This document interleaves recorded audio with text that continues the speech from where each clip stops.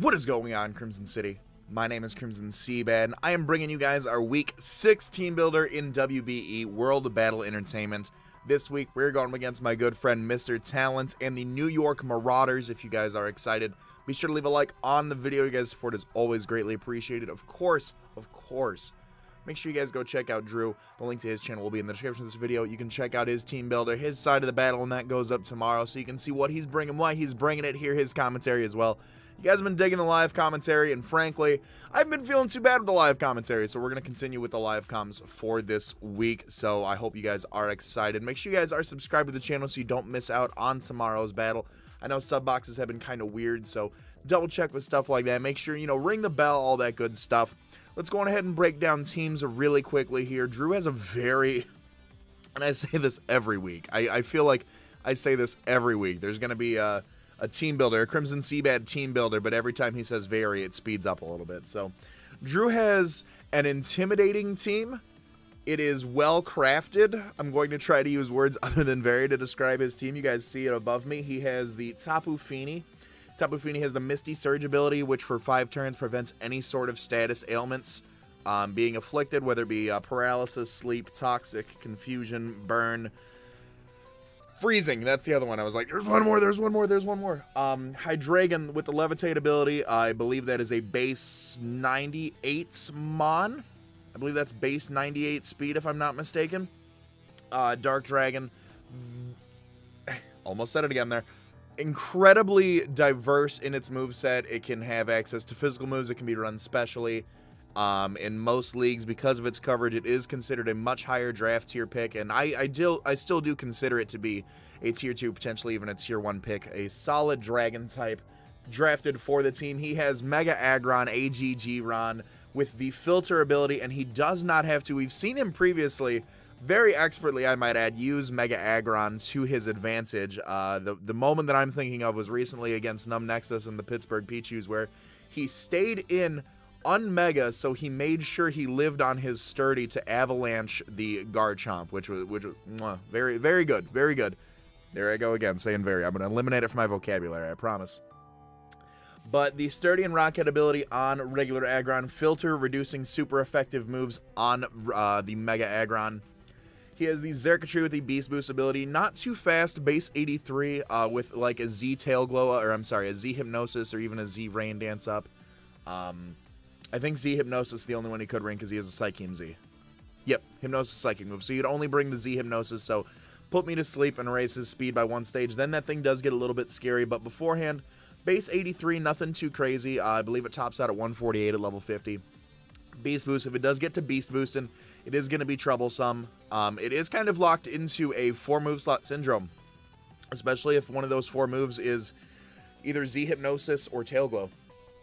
Emboar is a tricky mon. Emboar is a scary Pokemon because Emboar is one of those mons that you know is going to get drafted at some point, and you know you need to have some form of counter for it. Emboar with the Blazoor Reckless ability, just Flare Blitz, Superpower, and Wild Charge. I mean, you really need to have a mon on a team that can handle all 3 of those, because a Banded Emboar, even a Scarfed Emboar, is something that you shouldn't even joke about.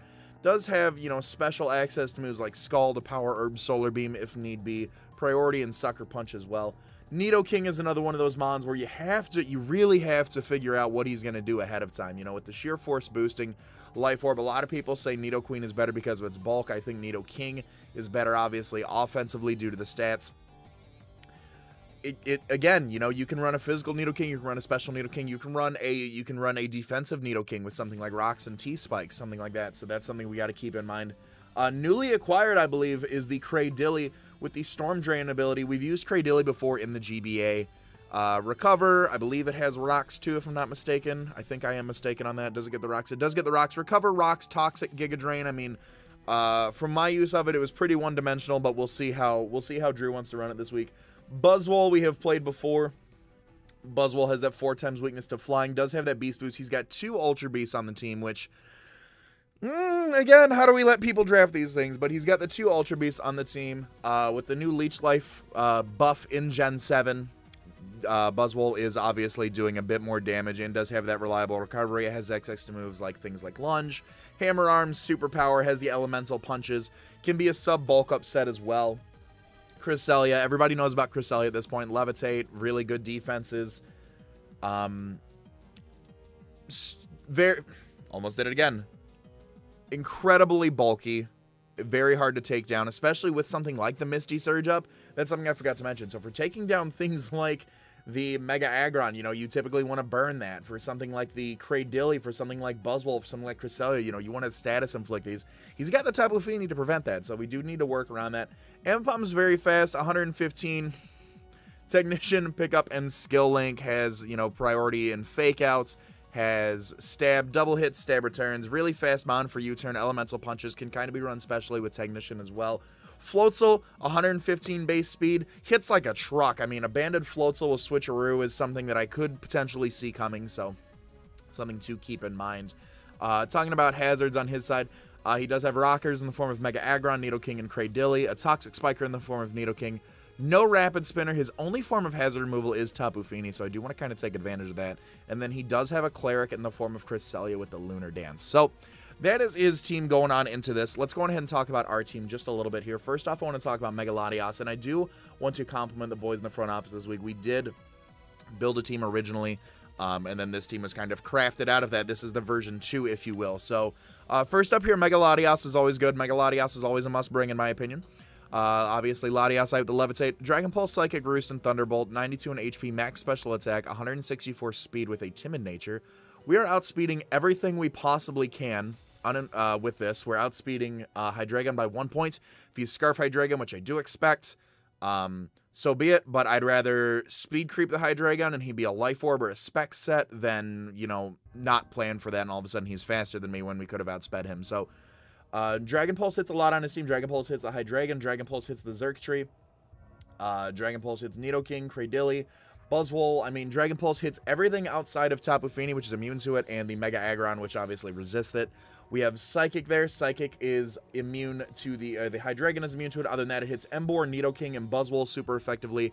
And then we have Thunderbolt, which Tapu Fini doesn't appreciate either. Roost 3 recovery, you know, we can be toxic. I don't know if he's going to take advantage of the fact that Misty Surge doesn't affect the Latias because of its Levitate ability. So, which is something I forgot to mention with the Cresselia, is that with the Levitate ability, we cannot obviously toxic that, or we can toxic that if the Misty Surge is up. So, but either way, something just to make note of is that he can take advantage of that and toxic us. Pretty offensive, pretty one-directional with this week. Just recovery, so that we can rely on ourselves. 3 attacks going into this. Mega Latias can poke some holes in his team for something to come in and clean up later. That something to come in and clean up later is Ka-Chow! I hate when I do that. The Scolipede, she is the Life Orb Speed Boost variant, Swords Dance, X Scissor, Earthquake, and Poison Jab. Scolipede kind of runs through the team. If we can get some hazards up and we can kind of start whittling things down, Scolipede just kind of comes in and starts clicking buttons, after +2 especially. But Poison Jab hits the Tapu Fini, X Scissor hits the Hydreigon, Earthquake hits the Mega Aggron, Earthquake hits the Xurkitree, Earthquake hits the Emboar, Earthquake hits the Nidoking, Poison Jab and X Scissor both hit the Cradilly. Buzzwole, we do need to weaken a little bit before +2. Poison Jab is doing a lot. That thing does have, I think it's like 139 base defense, which is disgusting. X Scissor hits the Cresselia. After +2, if he does bring the Tangaberry, it was between X Scissor and Mega Horn. If he brings Tangaberry, then it really doesn't matter too much at +2. There's like a little differential right there, but I'd rather have the accuracy at +2 than not worry about the overall firepower.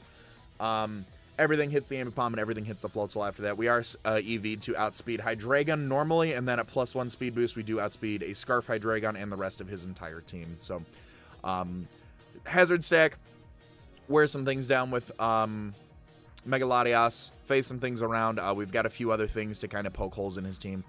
Next up here, we do have Panzeron, Rocky Helmet, Skarmory with the Sturdy ability, Spikes, Roost, Brave Bird, and Taunt. 244 HP, 76 in defense, 188 speed, Jolly Nature. We're a very speedy Skarmory this week. This is for if things are outspeeding our Primarina, things like the Emboar, things like the Buzzwole. If he is just scarfing them to outspeed a Primarina, we will outspeed them by 1 point. Primarina tops out at 123.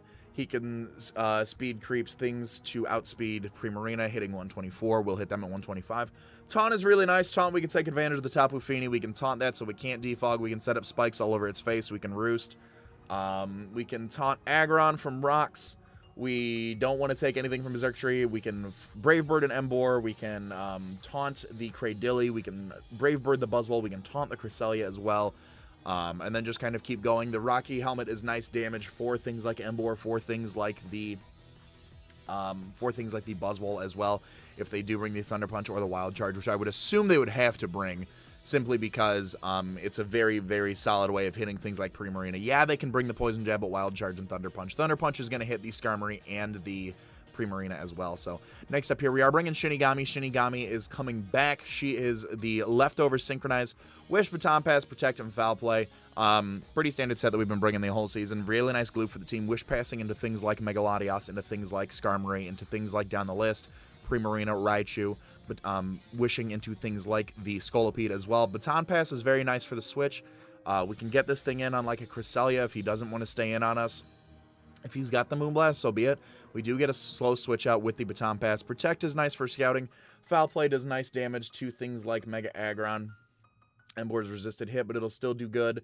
Nidoking, a Buzzwole, it'll be good damage on Cresselia as well, even with the 0 attack IVs in there. So pretty much good glue, good wish passing. Takes a hit. Kind of a Nidoking answer in my opinion. You know, we can take one from Xurkitree and kind of wish and, you know, move shenanigans around with that. Next up here, ooh.